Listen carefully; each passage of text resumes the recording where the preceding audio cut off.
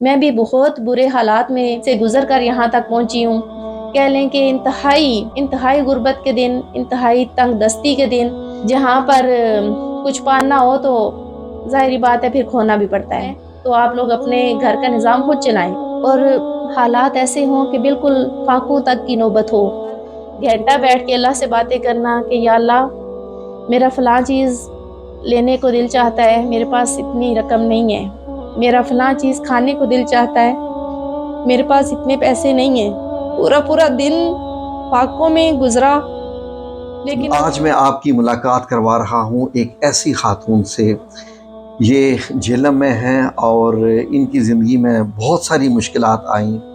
یقیناً جب گھر کا سربراہ دنیا سے چلا جائے تو وہ خاتون، اس کو عورت، ماں، باپ، یہ سارے کردار جو ہے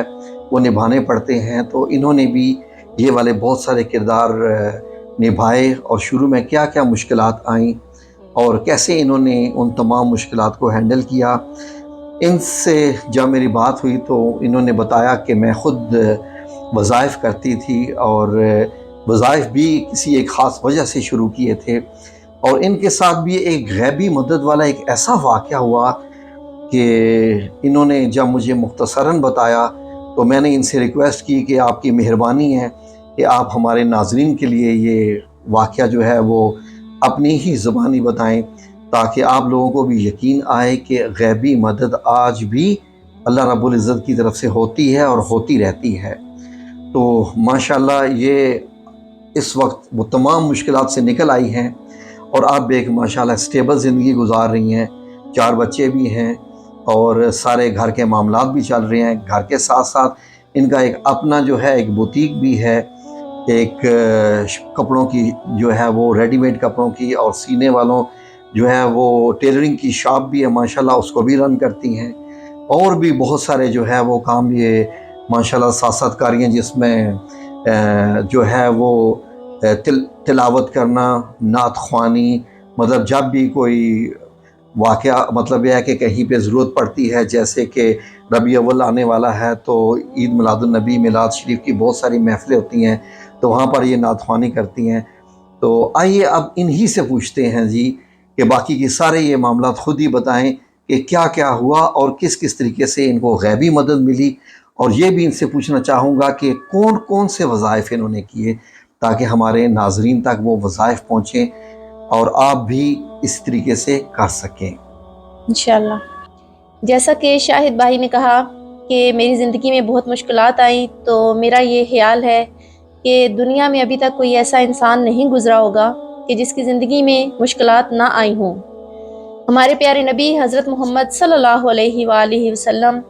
جنہیں اللہ رب العزت نے رحمت للعالمین کا درجہ دیا، جنہیں اللہ رب العزت نے اپنے محبوب ہونے کا درجہ دیا،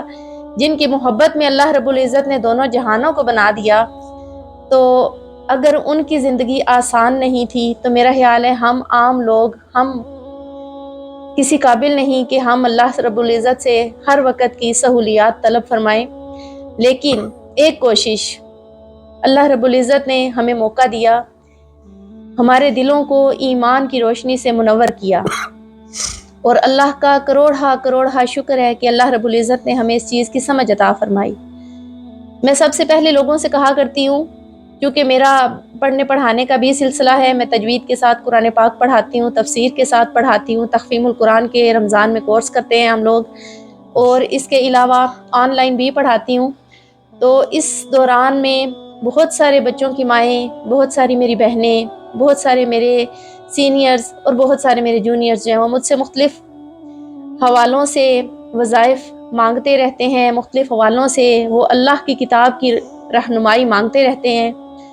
تو یہ سب سے پہلے ایک چیز میں آپ سب سے بھی جو کہنا چاہوں گی کہ ہمیں ہر وقت، ہر ایک زندگی کے لمحے میں ہمیں رہبر کی، رہنما کی ضرورت ہوتی ہے۔ وہ کوئی بھی ہو سکتا ہے، جیسے آپ اگر ماں ہیں تو آپ اپنے بچوں کی رہنما ہیں، اگر آپ کوئی باپ ہیں تو آپ یقیناً اپنی پوری فیملی کے سربراہ ہیں، ان کے لیے راہبر ہیں۔ تو ان ساری چیزوں کے سمجھنے کی تھوڑی سی بات ایسی ہے کہ آپ نے رہنما بننے کی صلاحیت خود میں پیدا کرنی ہے، سبحان اللہ۔ اور یہ کیسے پیدا کرنی ہے؟ بہت ہی آسان سی ایک چھوٹی سی مثال ہے کہ ہمارے گھر کا کچھ ایسا ماحول تھا کہ ہماری والدہ محترمہ اللہ تعالیٰ ان کو جنت الفردوس میں اعلیٰ مقام عطا فرمائے، الحمدللہ کبھی انہوں نے اپنی نماز قضا نہیں کی تھی، اور الحمدللہ انہوں نے ہمیں بھی سختی سے ہمیشہ کہا کہ کوئی کام کرو یا نہ کرو، نماز بر وقت پڑھا کرو۔ سب سے پہلی چیز نماز۔ دوسرا، ہم بچے تھے، ہر چیز پر بہت جلدی گھبرا جایا کرتے تھے، پریشان ہو جایا کرتے تھے۔ انہوں نے ہمیشہ تلقین کی کہ اپنے اندر ہمت اور برداشت پیدا کرو، زندگی میں بہت کچھ ایسا آ جاتا ہے جنہیں بڑی خاموشی سے سہنا پڑ جاتا ہے، اپنے اندر صبر کی قوت کو پیدا کریں۔ اور ہم چونکہ لاؤبالی سی طبیعت تھی، فوراً بولتے نہیں ہوتا ہم سے صبر، جیسا کہ آج کل ہمارے کہہ لیں کہ معاشرے کے ہر فرد کا ہی حال ہے۔ نہ ہمارے مردوں میں صبر والی بات رہی ہے، نہ ہماری عورتوں میں، اور بچے تو پھر والدین میں نہ ہو تو بچوں میں کہاں سے آئے گا۔ لیکن اللہ رب العزت بڑا مہربان ہے، بڑا غفور الرحیم ہے۔ ہمارے گھروں کے ماحول جیسے بھی ہوں، ہمارے معاشرتی مسائل جیسے بھی ہوں، ہمارے معاشی مسائل جیسے بھی ہوں، اللہ رب العزت کی ذات الحمدللہ ہمیں کبھی تنہا نہیں چھوڑتی۔ ہو سکتا ہے ابھی کچھ نئے ایسے ویورز ہمارے ہوں جو فرسٹ ٹائم اس چینل کی یہ ویڈیو دیکھ رہے ہوں، یہ بھی اللہ کی توفیق ہے کہ ہمیں کوئی اچھی رہنما فوراً مل جائے، اور کیسے ہم نے ان چیزوں پر عمل کرنا ہے، اپنی زندگی میں ٹھہراؤ پیدا کرنا ہے۔ ہم جو آج کل ہر گھر میں ہر فرد ہی ڈپریشن کا مریض بن چکا ہے، کیسے اس ڈپریشن سے نکلا جائے؟ ہماری گھروں میں بے برکتی، نحوست، جادو ٹونا، نظر بد، ایسے بہت سارے مسائل ہیں، اور ان سے ہم یہ بھی نہیں کہہ سکتے کہ یہ مسائل جو ہیں یہ ہمارا وہم ہے، کیونکہ یہ چیزیں موجود ہیں۔ جب کافروں نے، ظالموں نے آپ صلی اللہ علیہ وآلہ وسلم کی عظیم ہستی کو نہیں بخشا جادو سے، تو ہم گنہگار کیا چیز ہیں؟ لیکن میں اپنی زندگی کے واقعات اگر بیان کرنا چاہوں تو وقت بڑا طویل ہو جائے گا، لیکن میں کوشش کروں گی کہ مختصراً کچھ ضرور بیان کروں، کیونکہ ہو سکتا ہے میری کسی بات سے آپ لوگ موٹیویٹ ہو جائیں، ہو سکتا ہے میری کوئی بات آپ کے لیے حوصلہ مند، فائدہ مند ثابت ہو جائے۔ میں بھی بہت برے حالات میں سے گزر کر یہاں تک پہنچی ہوں، اور کہہ لیں کہ انتہائی غربت کے دن، انتہائی تنگ دستی کے دن، اور ایسے دن جس میں ہر ایک نے صرف یہ کہہ دیا کہ جہاں پر کچھ پانا ہو تو ظاہری بات ہے پھر کھونا بھی پڑتا ہے۔ اور دوسری چیز یہ کہ ہر ایک کو یہ بھی نظر آ رہا ہوتا ہے کہ ٹھیک ہے آپ ایک سے دو ہیں تو آپ لوگ اپنے گھر کا نظام خود چلائیں، اور حالات ساتھ نہ دے رہے ہوں، اور جو آپ کی زندگی کا ساتھی ہو وہ کام کا عادی نہ ہو، ان کو کہہ لیں کہ روزگار کی یا رزق کی کما کر لانے کی فکر نہ ہو، تو آپ مزید مسائل میں دھنستے چلے جاتے ہیں۔ وہ بھی اس صورتحال میں جب کہ آپ کے بچے بھی اس دنیا میں آ رہے ہیں، پھر ان کے بھی مسائل، ان کی ضروریات اور حالات ایسے ہوں کہ بالکل فاقوں تک کی نوبت ہو۔ تو الحمدللہ، شکر الحمدللہ، میری والدہ، میں ایک دفعہ پھر ان کا ذکر کروں گی کہ اللہ رب العزت ان کو جنت الفردوس میں اعلیٰ مقام عطا فرمائے، کہ انہوں نے کہا کہ اپنے گھر کے مسائل کو اپنے گھر کے اندر رہ کر حل کرنے کی کوشش کرو، ادھر ادھر دیکھنے کی ضرورت نہیں ہے۔ یہ ایک چھوٹی سی بات اس وقت بہت بری لگی کہ اپنی امی جو ہیں وہ ایسے کہہ رہی ہیں، لیکن کوشش کی اور اللہ رب العزت سے باتیں شروع کر دیں۔ اللہ رب العزت سے نماز کے ذریعے، نماز کے بعد بیٹھ کے، یعنی کہ کہہ لیں کہ اگر 20 یا 30 منٹ میں میری نماز مکمل ہوتی ہے تو اس کے بعد گھنٹہ بیٹھ کے اللہ سے باتیں کرنا کہ یا اللہ میرا فلاں چیز لینے کو دل چاہتا ہے، میرے پاس اتنی رقم نہیں ہے، میرا فلاں چیز کھانے کو دل چاہتا ہے، میرے پاس اتنے پیسے نہیں ہیں۔ پورا دن فاقوں میں گزرا، لیکن الحمدللہ آج ایسا دن ہے کہ جو دل چاہتا ہے خود منگواتے ہیں، بناتے ہیں، کھاتے ہیں۔ الحمدللہ ایسے حالات ہر مسلمان کی زندگی میں شاید آئے ہوں۔ ہر میری بہن جو اس وقت یہ پروگرام دیکھ رہی ہے، شاید ان کی زندگی میں ایسے حالات بھی آئے ہوں، لیکن آپ لوگوں کو اللہ رب العزت کی طرف سے بر وقت کوئی امداد ملی یا نہ ملی، अल्हम्दुलिल्लाह अल्हम्दुलिल्लाह। मेरी ये छोटी सी कोशिश कि मैं जो अल्लाह रब्बुल इज़्ज़त से अपनी फरमाइशें ज़ाहिर करती रहती थी, अपनी ख्वाहिशें ज़ाहिर करती रहती थी, तो अल्लाह रब्बुल इज़्ज़त ने बड़े गौर से, बड़ी तवज्जो से मेरी सुनी और अल्हम्दुलिल्लाह उनको पूरा भी किया। और उसमें एक कोशिश मेरी ये होती थी कि जैसे मैं अक्सर सोचा करती थी कि अल्लाह रब्बुल इज़्ज़त कितना खूबसूरत होगा जिसने इतनी खूबसूरत कायनात बनाई है, और मैं उस पर बार बार कहती सुबहानल्लाहि व बिहम्दिही सुबहानल्लाहिल अज़ीम। और मेरी फिर आदत बन गई, मैं चलते फिरते ये वजीफ़ा करने लगी। और अल्हम्दुलिल्लाह अल्हम्दुलिल्लाह मैंने किसी वक्त में, जब बंदा वो लाउबाली सी तबीयत में अपने कोई फ्यूचर के प्लान्स बनाता है, ख्वाब देखता है कि इतना टाइम गुजरेगा और हम लोग इस तरह करेंगे, या हमारा ऐसा घर होगा, या हमारी ऐसी फैमिली होगी। अल्हम्दुलिल्लाह मैंने जो कुछ सोचा अल्लाह रब्बुल इज़्ज़त ने इस कलाम पाक के बाइस मुझे अता फरमाया। तो अल्लाह रब्बुल इज़्ज़त का इस कदर एहसान है अल्हम्दुलिल्लाह। मेरे माशाल्लाह 2 बेटे हैं, 2 बेटियां हैं। और किसी कह लें कि सोच के मुताबिक मुझे बड़ा शौक़ था कि मेरे 2 बेटे हों, फिर मेरी 2 बेटियां हों। और अल्हम्दुलिल्लाह अल्हम्दुलिल्लाह अल्लाह रब्बुल इज़्ज़त ने अपने ख़ज़ानों से मुझे ये नेमतें, ये रहमतें अता फ़रमाईं। और अल्हम्दुलिल्लाह करोड़ शुक्र है कि किसी बीमारी में, किसी मोहताजी में, किसी कमज़ोरी में मुब्तला नहीं है, सेहतमंद औलाद हैं और अल्हम्दुलिल्लाह मेरे बड़े फर्माबरदार हैं माशाअल्लाह। आजकल के दौर में। औलाद की नाफरमानियों से जो तंग मेरी बहनें हैं, मैं सिर्फ़ एक छोटी सी बात, आप सुबह उठती हैं 3 मरतबा आयतुल कुर्सी पढ़कर उन पर फूंक दें। आप रात को सोने लगती हैं 3 मरतबा आयतुल कुर्सी पढ़कर उन पर फूंक दें। अल्लाह रब्बुल इज़्ज़त उनको अपने हिफ्ज़ व अमान में रखे, हर तरह की बुराइयों, बीमारियों से बचाए रखे। ये छोटा सा एक वजीफ़ा, ये छोटा सा आपका एक अमल, आपको तो अल्लाह रब्बुल इज़्ज़त अपनी हिफाजत में लेता ही है, साथ में वो जो आपके पढ़े हुए की फूंक आपके बच्चों तक जाती है, उसकी भी बहुत फजीलत है, उसकी भी बहुत बरकत है। इसके अलावा साथ साथ हर मामले में अपने बच्चों को समझाते भी रहें कि अल्लाह रब्बुल इज़्ज़त ने जो इतनी नेमतें दी हैं, तो हर वक्त चलते फिरते उसका शुक्र अदा करते रहा करें। बच्चों को ये सिखाएं कि अल्लाह रब्बुल इज़्ज़त ने हमें जो ये सब आसाइशें दी हैं, अल्लाह रब्बुल इज़्ज़त का शुक्र अदा करने के साथ साथ दूसरों का भी ख्याल रखा करें। अपने माल में से थोड़ा बहुत किसी को, दूसरे को बगैर मांगे दे देना, ये आपकी तरफ से ऐसा सदका है जो कि दुनिया में भी आपको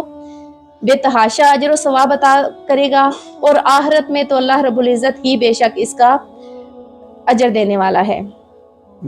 दूसरी,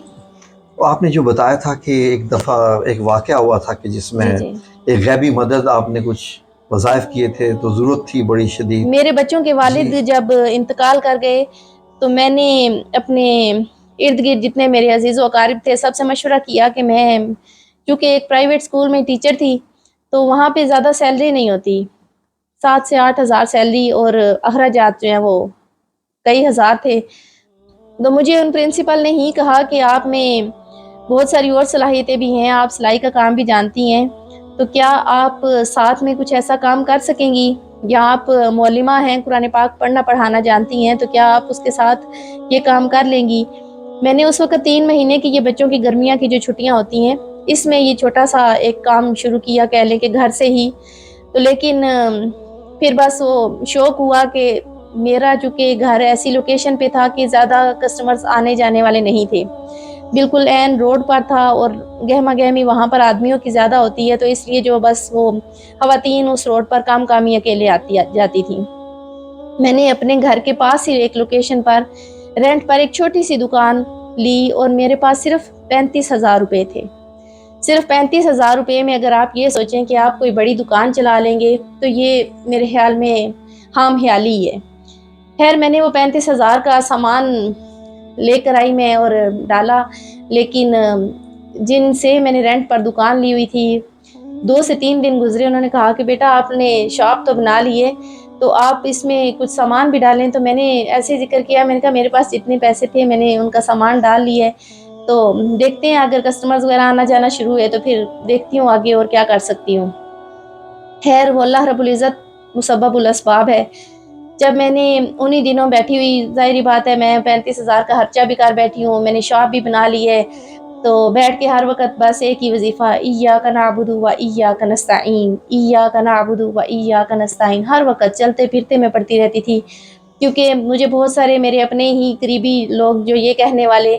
کہ او یہ تم سے دکان نہیں چلے گی، دکان کیسے چلے گی، تمہارے پاس اتنے پیسے ہی نہیں ہیں، یہ تو سامان رک جاتا ہے، اسٹاک ہو جائے گا، پھر کیا کرو گی، کیسے نکالو گی اس کو، اس طرح کی باتیں کرنے والے، یعنی کہ بہت سارے ایسے لوگ جو مجھے نا امید کرنے والے تھے۔ تو میں اللہ رب العزت سے مسلسل مدد مانگ رہی تھی، تو اللہ رب العزت نے بندہ بھیج دیا کہ انہوں نے کہا کہ میں آپ کو 3 سے 4 لاکھ کا سامان ڈال دیتا ہوں، آپ مجھے تھوڑے تھوڑے کر کے واپس کر دیجئے گا۔ اور الحمدللہ اللہ رب العزت ان کے بھی رزق میں برکت دے جنہوں نے ہیلپ کی، کہ انہوں نے بغیر کسی اضافی معاوضے کے اس جتنی انہوں نے ادھار پر مجھے سامان ڈال کر دیا، میں نے وقتاً فوقتاً ساتھ ساتھ ان کے 2 سے 3 ماہ کے اندر اندر پیسے واپس کر دیے۔ شکر ہے اللہ کا الحمدللہ۔ اس کے علاوہ جو ایک بڑی چیز تھی، کرونا سے کچھ ٹائم پہلے تک میں بہت کہہ لیں کہ اسی طرح ایک دن پریشان تھی کہ جی چند جو کسٹمر ہیں پکے وہ تو ہو گئے، لیکن دکان اس طرح نہیں چلی جس طرح کی چلنی چاہیے تھی، اتنا کاروبار نہیں ہے یا اتنی آمدن نہیں ہو رہی، سارا دن بھی محنت کر رہی ہوں پھر بھی نہیں، ساتھ سلائی کا شروع کر لیا،